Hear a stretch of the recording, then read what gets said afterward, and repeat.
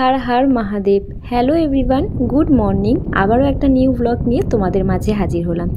केमन आछो तोमरा सबाई? आशा करछि सकले खूब भालो आछो, साथे सुस्थ आछो। और आमिও किन्तु बेश भालो आछि। तो एखन घड़ी काटाते बाजे सकाल ओई 9:45 আর কি। এখন থেকে আমি আমার ব্লগটা স্টার্ট করছি তোমাদেরকে সাথে নিয়ে। আশা রাখছি ব্লগটা কিন্তু তোমাদের বেশ ভালো লাগবে। তো অবশ্যই পুরো ব্লগটার সাথে থাকার অনুরোধ রইল।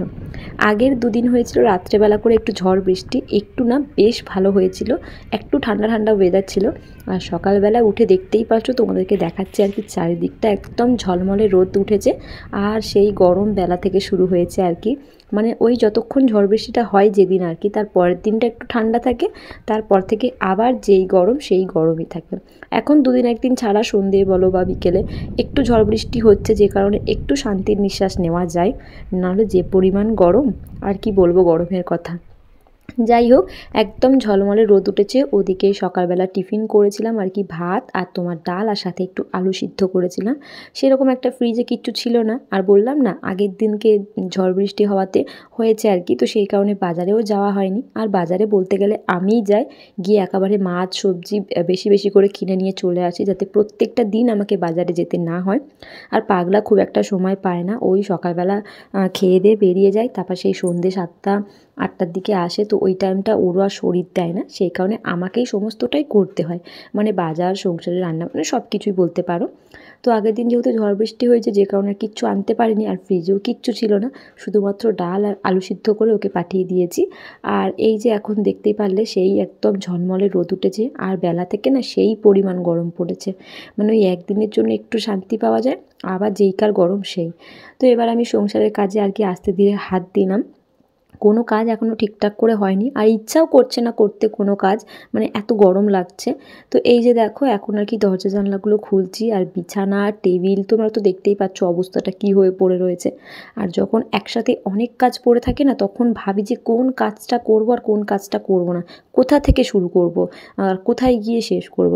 এই জন্য আমি চেষ্টা করি রাত্রেবেলা একটুখানি সমস্ত কাজ গুছিয়ে রাখতে। তবে যেদিন আমি রাত্রে না করি, সকালবেলা আমি বুঝতেই পারি না যে কোথা থেকে কাজ শুরু করব, রান্নাঘর থেকে না ঘর থেকে নাকি টেবিল থেকে, আমি বুঝতে পারি না।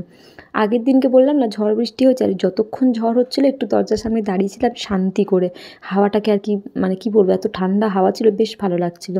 বৃষ্টিও হয়েছে, সেই জন্য বলতে পারো রাতে কোনো কাজ করিনি। তবে কিন্তু রাতে আমি যখন, বিশেষ করে রাত্রেবেলার দিকে, সন্ধ্যের দিকে আর কি, আমি অনেক এক্সট্রা কাজ করি, তোমরা তো জানোই। তো ওই টাইমটা আমি যেহেতু ফ্রি টাইম পাই, যত আমার এক্সট্রা কাজ থাকে, ফোনের বলো ঘরের বলো, সব কিন্তু আমি ওই সন্ধ্যের টাইমটাই আর কি করি। যেহেতু ফ্রি টাইম, ওই টাইমে না আমার রান্না থাকে, না আমার ঘরের কাজ থাকে, তখন আমি যত এক্সট্রা কাজ থাকে সব কিন্তু ওই টাইমেই করি। আর এই যে ঝড় বৃষ্টির কারণে আর ভালো লাগছিল না কোনো কাজ করতে, ভাবলাম যে সব সময় কাজ করি, একটু না মানে বাইরে বসি, একটু ফোন ঘাঁটি, এরকমটা। তো ঘরের কোনো কাজেই হাত দেইনি। আর সকালবেলা উঠে দেখছি এই অবস্থা আমার ঘরের, কোনটা কি করব। আসলে বিছানায় কিন্তু আমরা কেউই শুই না, মানে আমি পাগলা, যেহেতু বললাম গরম গরম পড়ার পর থেকে আমরা নিচেই শুই, যেহেতু পাখার হাওয়াটা নিচেই বেশি আসে। আবার এই বর্ষার শুরুতে কিন্তু আবার বিছানায় শোবো। তবুও দেখো আমার বিছানাটার কি অবস্থা, মানে পাগলা তো দিনে সারাদিন এখানেই পড়ে থাকে, যখন ও কাজ ছুটি করে, যতক্ষণ না কাজে যায়। তো বিছানাটার অবস্থা এরকম ছিল, জামা কাপড় ব্যাগ এটা ওটা সব ফেলা ছিল।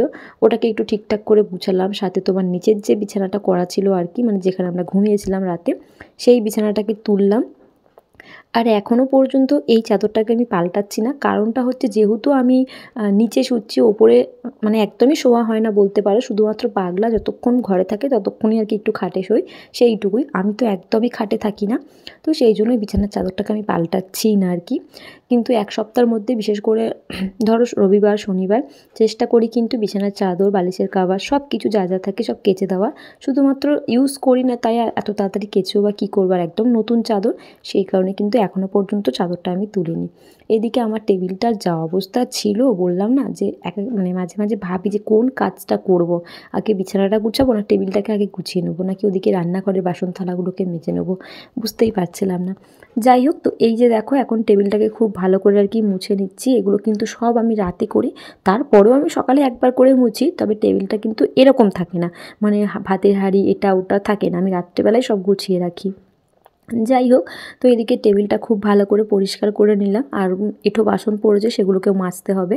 আর এখন একটুখানি ওই যে তোমার নিম পাতা, পাগলাকে বলেছিলাম জোগাড় করতে আর কি, যেহেতু তেতো আমার খুব ভালো লাগে। তো ও না দুটো ডাল এনেছিল, এত নিম পাতা হয়েছে, সেই নিম পাতাগুলোকে ছাড়িয়ে বেছে বেছে, মানে নিম পাতার পেছন সামনে সব ভালো করে দেখে খুব ভালো করে ধুয়ে আর এখন একটু রোদ খাওয়াচ্ছি। এই যে নিম পাতাগুলোকে দেখছো, এগুলো কিন্তু একদম শুকনো কলায় ভাজতে হবে। এর মধ্যে আলু সিদ্ধ দিয়ে যদি ভেজে মাখো বেশ ভালো লাগে, আবার যদি কুমড়ো দিয়ে তেতো করো বা বেগুন দিয়ে তেতো করো সেটাও কিন্তু খুব ভালো লাগে। তো আমি তো সব রকমভাবেই খাই, আমার তো বেশ ভালো লাগে। আর এই নিম পাতার কচি অংশগুলোকে আমি রেখে দিয়েছি, সকালবেলা খালি পেটে আর কি চিবিয়ে জল খাচ্ছি, বেশ ভালো তেতো খাওয়া। তো এই সমস্ত নিম পাতাগুলোকে কিন্তু পরিষ্কার করে ধুয়ে এখন রোদে দিয়েছি, যাতে সবটা একটু ভালো করে শুকিয়ে যায়। কড়াই ফেললে খুব বেশিক্ষণ আর কি নাড়াচাড়া করতে হবে না, এমনি ভাজা হয়ে যাবে, তবে সেটা শুকনো কড়াই, কোনো তেল ঠেল কিচ্ছু না। যাই হোক, ওদিকে তো নিম পাতাগুলোকে আর কি দিলাম রোদে। আর এখন এই যে বললাম না যে অনেক বাসন থালা পড়েছে, রাত্রে কিচ্ছু করিনি, সব পড়ে রয়েছে। তো এই যে এখন আর কি বাসন থালাগুলোকে মেজে নিচ্ছি। আর তারপর তো সকালে রান্না করেছিলাম, তারও বাসন থালা পড়েছে, বলতে পারো অনেক বাসন থালা পড়েছে। আর এই বাসন থালা যখন একসঙ্গে অনেক পড়ে যায় না, তখন আমার মনে হয় যেন আর ভালো লাগছে না, মানে এই কাজটা আমার একটু কেমন লাগে, যেন ভালো লাগে না। কিন্তু করতে তো আমাদেরকে হবেই, কোনো কাজ ভালো লাগান, মানে ভালো লাগুক আর না লাগুক।